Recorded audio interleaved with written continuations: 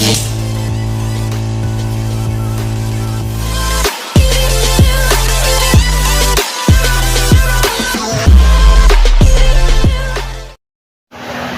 day everyone! So for today's video ay interviewin namin si Miss Tobias at Miss Masano tungkol sa kanilang mga buhay. Miss Tobias, ano yung naging experience mo bilang grade 8 at the Star Section this year or school year? Naging experience ko po is masaya at mahirap. Yes. Kasi masaya po kasi nandito ang mga kapatid ko ng grade 6 at mahirap naman po dahil hindi ko napapasa on time ang aking mga projects and minsan po lagi may surprise po. And ito naman, to our subject. Napapasa mo ba ng on time, malinis, or anything? Yung mga project na pinapagawa sa iyo ng ating group. Hindi ko po napapasa on time yung mga projects. Bakit? Kasi po tinatamad po ako. So, yun yung reason kung bakit hindi mo napapasa ang mga projects na pinapagawa sa iyo ng ating mga group. Dahil tinatamad ka. Miss Masano, ano ang mga nagiging experience mo bilang Star Section ng taon? Kaya lang po masaya. Bakit mahirap mo masaya? Nahirap kasi minsan na-prepare na kami at minsan hindi. Tapos yung masaya kasi nandun na rin mga halutan na mag-kasi.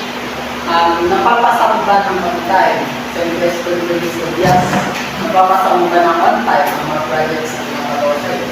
Minsan nakapasa, minsan hindi. Bakit minsan hindi? Kasi tama rin ako.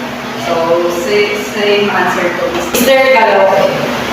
Ano yung mga naging experience o magiging experience mo ngayon na nasa Star Section ka?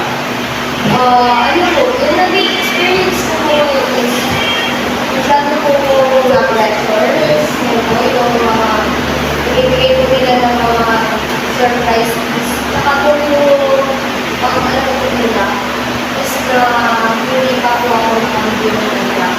Doon po ako na-prepare.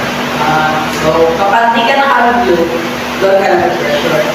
And of course, kapag may surprise miss. Okay. Napapasa mo ba na on time ang iyong mga projects na pinapagawa ng ating teachers? Very po ako pag-pagbasa. Kasi minsan po late, minsan po on time. So, same answer to Miss Tobias and Miss Masano. Kaya kung hindi nagagawa ng on time yung mga Mr. Galope, bakit niyo naisipan na pasukin ang mundo ng pagkakas? nagsimula po yun sa project sa video na pag-vlog daw po na sa full video, hindi ko gawin kasi sa full ng mga video. Doon ko nagsimula yung pag-vlog. Natin. So, Miss Masano, para sa'yo, mas favor ka ba na ituloy-tuloy natin ito or i-stop lang natin kung hanggang saan ang hihilig? Dapat ito yung Bakit ituloy-tuloy? parang ibangan na rin natin. So, parang libangan na ikaw natin na maka-experience ng pag-vlog. So, sa'yo, Miss Tobias, for you, alin ang mas gusto mong tuloy-tuloy natin ito or hanggang doon lang sa hinihilig? Gusto ko yung tuloy-tuloy. Hindi ko naman sure if mag-work ka or magsisikat or mag-low. Tuloy lang. So, yan guys. Sabi nila, tuloy-tuloy lang at trial and error lang yan guys. Kung mag-bloom or hindi, depende na lang yan kung gustuhin talaga ng isang tao na mag-vlog sa social media.